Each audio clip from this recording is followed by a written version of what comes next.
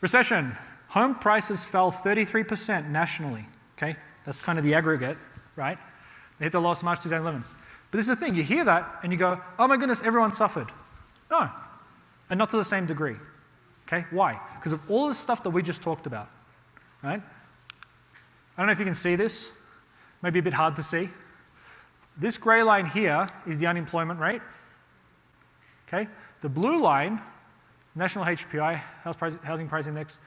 Look what happens when unemployment is down. What happens to house prices? They're up. As soon as unemployment goes up, prices go down. Unemployment goes down, prices go up. Pretty simple. Why?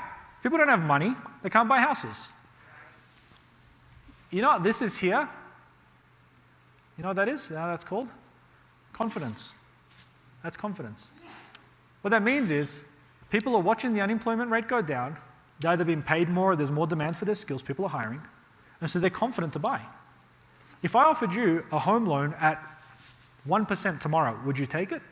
Probably. But if you thought you were going to lose your job in 2 weeks, would you still take it? Right? Less. Because it's like, well, 1% is great, but not if I can't pay it. If I can't pay it, it doesn't mean anything. So what ends up happening is people start to see the economy dive, and then prices start to die. You see, notice that pretty much exactly, when these start to rise, these start to fall.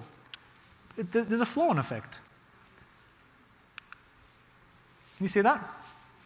This is from peak to trough, which means from the kind of the highest point to the lowest point during the Great Recession. And I couldn't find them with the actual labels of the states, but I mean, look, California, 42% drop. Nevada was the biggest one, 60%, right?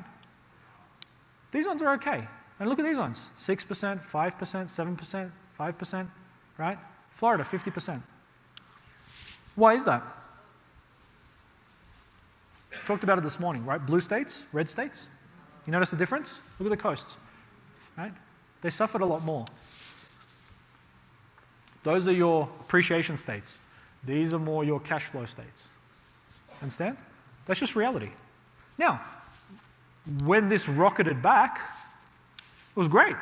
When this rocketed back, it was great. But if you're one of those people that sold during that time, took a much bigger loss than the people that freaked out here. You understand? So this is where you've got to figure out where you want to play in this whole thing. You can play the high risk game and high reward, or you can play the low risk and low reward. Low reward doesn't mean no reward. And once you couple, this only talks about appreciation. When you couple cash flow in, the numbers get a lot more even. They're not exactly, but they're a lot more even. Does that make sense? Doesn't look as big as this. Does this help? Yep. Let me show you something with Columbus. This is cool. And Mike, I shared this with you, I was just telling you about the other day. This is interesting. So this is Columbus, Ohio. This is, I know it's a bit hard to see, it's 1995, that's why I pulled the numbers out for you. From 95 up until 2018, these are property prices every year, okay? And what this is showing you is, this is just the year, okay? So this is 95, 96, and so on. This green bar is showing you how many were sold, which is on this axis here. So basically that means that in 98, right, there was about 22,000 houses. Can you see that? Sold, right? And the blue line, or red and blue line, whatever you want to call it, was the average price. This was the peak, that was the trough. So the drop in Columbus was 12% over that period, okay? Right? You can be invested anywhere. It's your money, you can put it wherever you want. I choose the places that are not going to have the biggest peaks and troughs. You know why? I can't control the peaks and troughs. If you get in at the right time, that's where you want to be, at the right time. But if everyone knew when the right time was, there wouldn't be a right time. And, let's face it, we're all people, we have lives and families and jobs and other things that we like to do. I don't want to spend my whole time reading everything all the time. Sometimes I just want to be a passive investor. I want to put my money somewhere and just forget about it. Does that make sense? So there's something to be said about lifestyle as well, not just being kind of on the market the whole time. Is this helpful? Yeah?